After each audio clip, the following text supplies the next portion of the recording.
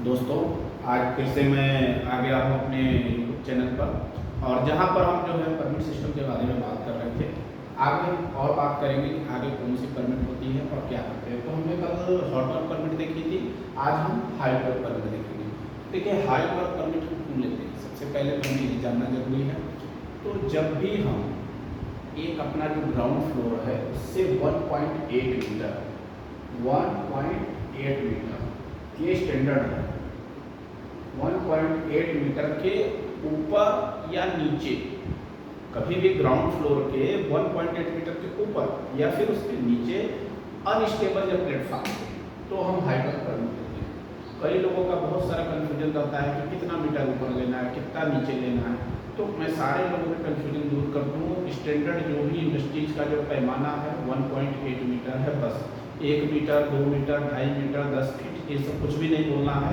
एक स्टैंडर्ड पैमाना है 1.8 मीटर के ऊपर हो या फिर नीचे हो। अगर हमारा मान के चलिए ये ग्राउंड फ्लोर है, इस ग्राउंड फ्लोर के ऊपर या नीचे कहीं भी अगर 1.8 मीटर आ रहा है, 1.8 मीटर से ज़्यादा का डिस्टेंस हो रहा है तो हमें ये सेफ्टी के लिए हाई वर्क परमिट लेना पड़ेगा।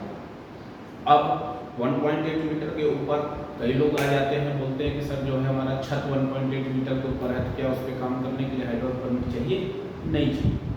क्यों नहीं चाहिए? क्योंकि छत हमारा जो है परमानेंट प्लेटफॉर्म है। जब हमको परिभाषा भी पहले आप समझो, हाई वर्क परमिट की परिभाषा क्या होती है। तो हाई वर्क की परिभाषा ये होती है कि 1.8 मीटर के ऊपर या 1.8 मीटर नीचे अपने ग्राउंड फ्लोर से अनस्टेबल जब प्लेटफॉर्म हो, इसके फोल्डिंग हो, लेडर हो, मूवेबल कोई भी हमारा लेडर हो, इस तरीके का कुछ भी अगर रहेगा तो वहाँ पर हम जो है कोई लिफ्टर है तो हाई वर्क परमिट लेंगे। क्लियर है?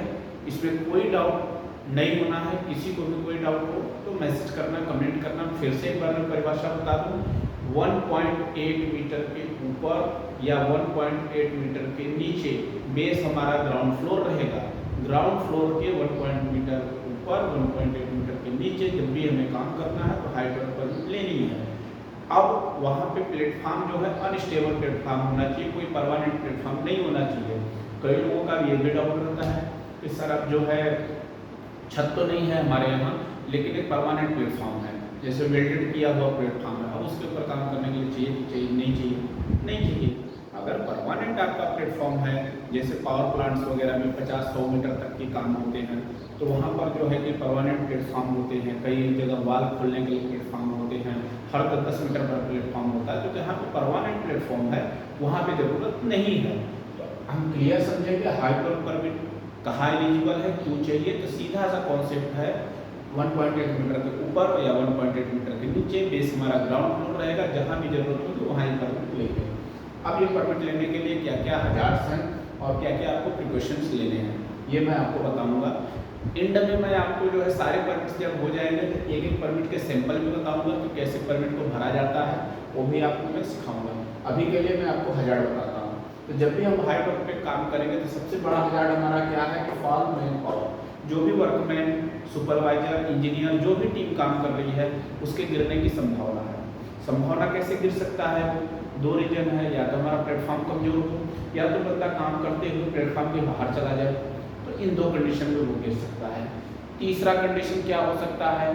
तीसरा सबसे जरूरी जो कंडीशन है कि जो भी हाई वर्क पे काम करेगा, चाहे वर्कमैन हो, सुपरवाइजर हो, स्टाफ में हो, कोई भी हो, या काम न भी कर रहा हो, हाई वर्क पे जा रहा है, फिजिकली फिट होना चाहिए। फिजिकली और मेंटली दोनों फिट होना चाहिए।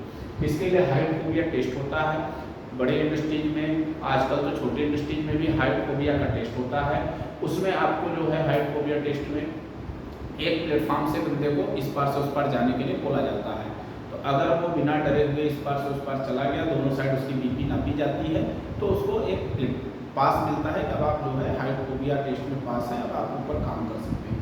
तो वो कंपलसरी चीज़ें हैं। जो भी लोग ऊपर में हाई वर्क में काम करने जा रहे हैं तो बिना किसी दबाव में काम करना है। अगर आपको फिजिकली ठीक नहीं लग रहा है तो काम नहीं करना है। तो सबसे बड़ा हमारा कारण जो है फॉल मैन पावर है, क्योंकि ज़िंदगी एक बार चली गई दोबारा नहीं आएगा। काम आप नहीं तो कोई और करेगा। तो आपको ये याद रखना है कि अगर आप स्वस्थ रहेंगे, आपकी लाइफ रहेगी तो आप कहीं और जाके काम कर लेंगे। तो हाइट वर्क परमिट जो है बहुत ही खतरनाक परमिट है, यहाँ पे बचने की संभावना बहुत कम होती है अगर आप ऊपर से गिरे तो। इसलिए आपको सबसे पहले अपना फिजिकल और मेंटल दोनों ध्यान देना है। दूसरा क्या, हजार्ड है, फॉलिंग ऑब्जेक्ट, आपने वहाँ पे कोई स्टोर किया हुआ मटेरियल है तो मटेरियल भी तो गिर सकता है या आप, और कैसे गिरता है, कई बार मटेरियल कैसे गिरता है मैं आपको बता रहा हूँ। हमारा स्टोर किया हुआ है, अब हम वहाँ से उसको खींचते हैं तो एक सामान तो हमारा खींच के बाहर आ जाता है और दूसरा वाला सामान उस पर फंस करके नीचे गिर जाता है। तो अब कई लोग बोलेंगे भाई ऑब्जेक्ट अगर गिर गया तो उससे क्या नुकसान है, तो आपको नुकसान नहीं हो रहा है, लेकिन अगर कोई ऑब्जेक्ट नीचे गिरा तो वो टूट सकता है, किसी के ऊपर गिर गया तो दूसरा बंदा हजार्ड हो सकता है, फेटल हो सकता है। तो आपका अगर कोई ऑब्जेक्ट गिर रहा है तो उससे आप और कोई तीसरा, तीनों लोग जो है दोनों लोग हजार्ड में आ जाओगे, तो उसके लिए आपको ये देखना है। दूसरी चीज इसके फोल्डिंग, अब जब हम इसके फोल्डिंग लगाते हैं तो इसके फोल्डिंग के भी कई पैमाने हैं। इसके फोल्डिंग को किस तरीके से लगाना है, प्रॉपर इसके फोल्डिंग हुई है कि नहीं हुई है, जितना हमको ज़रूरत है उतनी हुई है कि नहीं हुई है। इसके फोल्डिंग का जो मटेरियल है वो ऐसा तो नहीं है बहुत पुराना हो गया है, वियर टियर हो गया है और वो टूट जाएगा, तो ऐसा भी नहीं है। इसके फोल्डिंग अच्छा लगा होना चाहिए और प्रॉपर जो है कि अच्छी क्वालिटी का इसके फोल्डिंग यूज होना चाहिए। और इसके फोल्डिंग होने के बाद एक सेफ्टी ऑफिसर आएगा, इसके फोल्डिंग को चेक करेगा और चेक करने के बाद उस पर ग्रीन टैग लगाएगा, तभी आपको काम करना है। इसके फोल्डिंग लगा करके खुद काम नहीं करना है जब तक कोई ना कोई सेफ्टी ऑफिसर उसको अथराइज न कर दे, क्योंकि हम जब भी कोई काम करते हैं तो हमें वो अच्छा ही लगता है क्योंकि हम अपने हिसाब से पेस्ट करते हैं। लेकिन जब कोई तीसरा पर्सन आता है तो वहाँ कुछ ना कुछ हमको कमी बता के जाता है, तो हमको उसको रेजिस्टेंस नहीं करना है, उसको सपोर्ट करना है, क्योंकि सीधी सी बात है कि वो हमारे जीवन के लिए होता है। तो इसके फोल्डिंग जो है जब भी लगेगी इसके फोल्डिंग वहाँ पर आपको चेक करना है, ग्रीन टैग लगा होना चाहिए। दूसरी सबसे बड़ी बात, इसके फोल्डिंग हो या टेम्पोररी प्लेटफॉर्म हो, कोई प्लेटफॉर्म हो, वहाँ पर आपको जो है हैंड रेलिंग कंपलसरी होनी चाहिए। हैंड रेलिंग कैसे लगती है, ये आपका प्लेटफॉर्म है, आप यहाँ काम करोगे, यहाँ पे इस तरीके का प्रोटेक्शन होना चाहिए ताकि अगर आप कभी फिसलो तो गिरो नहीं। हैंड रेलिंग के साथ साथ जो सबसे इम्पोर्टेंट चीज़ है टो गार्ड, टो गार्ड भी लगा होना चाहिए। टो गार्ड का क्या रहता है कि आपके प्लेटफॉर्म के जस्ट ऊपर रहता है, वो 6 इंच की पट्टी रहती है ताकि अगर आपका पैर फिसले तो उस पर आप टकरा करके वहीं रुक जाओ, बाहर न गिरो। और हैंड रेलिंग इसलिए रहता है कि अगर आप झुक गए तो गिरोगा तो उसको पकड़ के रुक सको। हैंड रेलिंग भी हमारी मजबूत होनी चाहिए, टो गार्ड भी हमारा मजबूत होना चाहिए। इन बातों का विशेष ध्यान देंगे, इस पर हम आगे फिर से अलग से एक वीडियो बना के इस पर भी चर्चा करेंगे। अभी टाइम कम है तो हम आगे चलते हैं। पुअर इक्विपमेंट स्टोरेज, अगर आपने हाइट वर्क परमिट में हाइट वर्क की जगह पे स्टोरेज जो है गलत तरीके से रखा हो तो भी वो हजार्ड है। पूछिए कैसे, अगर आपका 4 फीट का एरिया है और आपने 3.5 फीट में सामान ही रख दिया, तब आपको चलने फिरने की जगह ही नहीं है, आप बार बार उसके ऊपर से जाओगे या तो उसके बगल से जाओगे, तो जब आप टकराओगे तो क्या होगा, आपको गिरने के चांसेस रहेंगे, आप गिर सकते हो, उसमें फंस जाओगे। तो वहाँ पर जो है स्टोरेज भी हमको सही करना। तीसरी सबसे बड़ी बात जो हम लोग जल्दी ध्यान नहीं देते हैं, वो सबसे बड़ी बात क्या है, वेदर। अब आप बोलोगे वेदर से क्या दिक्कत है, वेदर मतलब कि आपका मौसम, मौसम से क्या दिक्कत है। अगर आपको न दिख रहा हो तो मैं यहाँ लिख देता हूँ वेदर, ये भी आपको ध्यान देने वाली चीज़ है, क्योंकि अगर जैसे आपके काम करने में मौसम सही था, अब आपको लग रहा है बारिश आने वाली है, तो हमको बारिश आने तक का वेट नहीं करना है, क्योंकि जैसे ही बारिश आएगी, अगर मान के चलिए आप हार्डवेयर काम कर रहे हो, वेल्डिंग मशीन है, ग्राइंडिंग मशीन है, तो वो सारी मशीनें भीग जाएंगी और वो भीगेंगी तो शॉर्ट सर्किट होने का खतरा, करंट लगने का भी खतरा है। तो वहाँ पर आपको जो है वहाँ से वेदर का भी ध्यान देना है। दूसरी सबसे बड़ी बात, जब हम हाइट वर्क में काम कर रहे हैं तो वहाँ पर क्या होगा कि हवाएं तेज चलने लगेंगी, कभी कभी तूफान जैसा मौसम बन जाता है, तो आपको वो भी भांपना है। अगर आपकी कंडीशन जब आप गए थे उसके अपोजिट हो गई तो आपको वहाँ पे काम बंद कर देना, उतर जाना है, क्योंकि हाइट वर्क में आपको जीरो रिस्क में चलना है।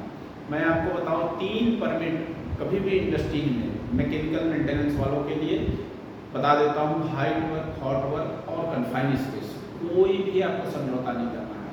और अगर कोई इलेक्ट्रिकल का है तो इलेक्ट्रिकल वाले के लिए इलेक्ट्रिकल परमिट में तो कोई समझौता करना नहीं है, क्योंकि परमिट सिस्टम एक ऐसा सिस्टम है जो आपको बचाने के लिए है। अगर आप उसी को बाईपास कर दोगे तो फिर आपको बचाना मुश्किल हो जाएगा, तो उस पर हमें नहीं खेलना है।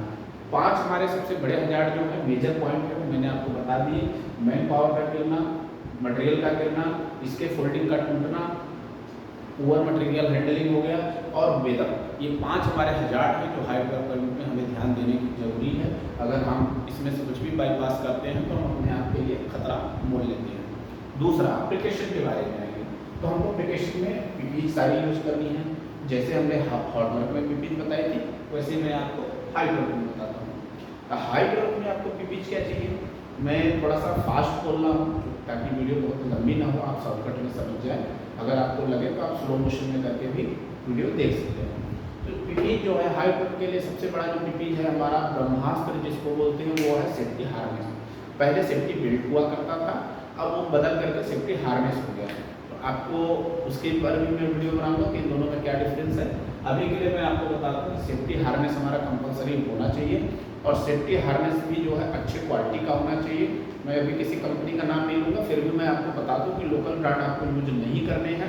उद्योगी या करम या 3M अगर ऐसा कुछ मिल जाए जो ब्रांडेड कंपनी, उनका आप यूज कर सकते हैं।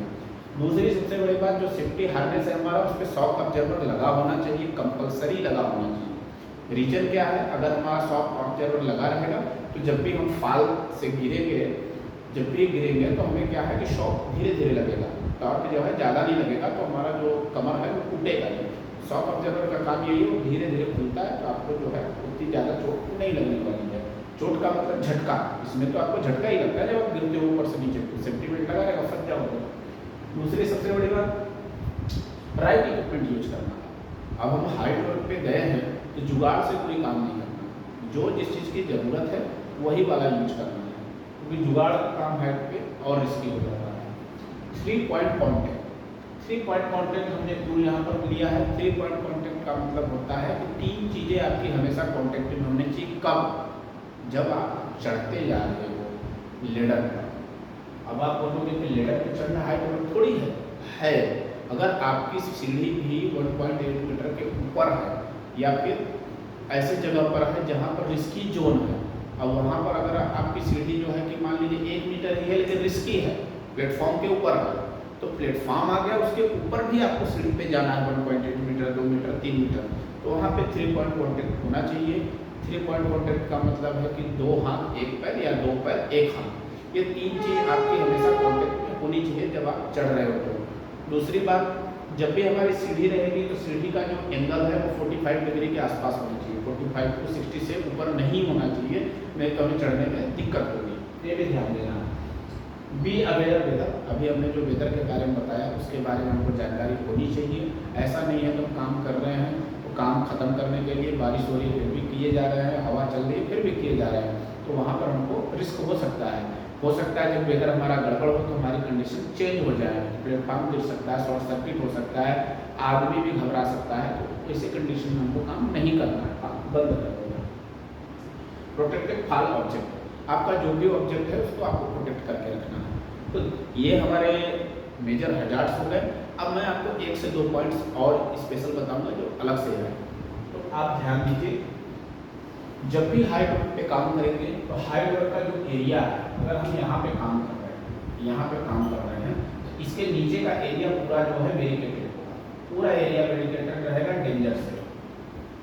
डेंजर का जो कॉशन टेप आता है, वो कॉशन टेप से पूरा नीचे का एरिया वेरिकेटेड रहेगा। रीजन क्या है कि अगर गलती से भी कोई ऑब्जेक्ट ऊपर से नीचे गिरा तो उसके नीचे कोई आदमी न रहे जो वो जल सके। दूसरी चीज, हाइट वर्क पे जब काम हो रहा है और वो हॉट वर्क है तो नीचे का पूरा एरिया क्लीन करना है। जैसे हमने बात की थी 10 मीटर का रेंज का, नीचे का पूरा एरिया क्लीन करके उसको हम वेरिकेशन कर देंगे ताकि किसी तीसरे बंदे को यहाँ पर आने के बाद नुकसान न हो। और दूसरी चीज, सेफ्टी बेल्ट जब भी यूज करेंगे तो सेफ्टी बेल्ट को हम परमानेंट जो भी हमारा जॉइंट रहेगा उसी में यूज करेंगे। कई बार हम देखते हैं कि लोग आते हैं लिफ्टर पे खड़े हैं और सेफ्टी बेल्ट भी उधर ही लगा देंगे, तो अब वो जो गिरेगा तो आप भी गिर जाओगे। सेफ्टी बेल्ट लगाने के लिए कभी भी जो है हमको अलग से एक अप्रोच होना चाहिए, परमानेंट अप्रोच होना चाहिए। जहाँ पे हमको अप्रोच नहीं है सेफ्टी बेल्ट लगाने का, वहाँ पे लाइफ लाइन लगानी चाहिए। और लाइफ लाइन का भी 2 कंडीशन है, लाइफ लाइन भी 2 जॉइंट से निकलती है और यहाँ से एक रस्सी रहती है। आपको मैं बता दूँ लाइफ लाइन के बारे में, यहाँ पर जो है लाइफ लाइन एक रस्सी रहती है, इस कोने से इस कोने तक रस्सी रहती है और हम क्या करते हैं उसमें अपना सेफ्टी बेल्ट का लेज फंसा देते हैं और सेफ्टी बेल्ट में 2 लैच हमेशा फंसे होने चाहिए, हो सके तो दोनों लैच अलग अलग जॉइंट में होनी चाहिए कि अगर एक टूट भी जाए तो दूसरे पर हम बच जाएं। तो सेफ्टी में हमको इन चीज़ों का जरूर ध्यान देना है। हमारा बेल्ट जो अच्छी क्वालिटी का होना चाहिए, बेल्ट 2 जॉइंट हैं तो दोनों अलग अलग जॉइंट में होने चाहिए। जहाँ पर हमको परमानेंट जॉइंट नहीं मिल रहा है वहाँ पे हम लाइफ लाइन यूज करेंगे। लाइफ लाइन यूज करने के लिए एक रस्सी आती है, मोटी रस्सी रहती है, मजबूत रस्सी रहती है, वो किसी 2 प्लेटफॉर्म से बंधी रहती है, मतलब 2 परमानेंट जॉइंट से बंधी रहती है, उसके बिहेव पर हम उसमें फंसा करके चलते चले जाएंगे। ये कंपलसरी चीज़ें थी जो आपको ध्यान देनी है। अगर आपको और कुछ लगता है इसके बारे में तो आप कमेंट करिए, मैं आपको फिर से बताऊँगा। धन्यवाद।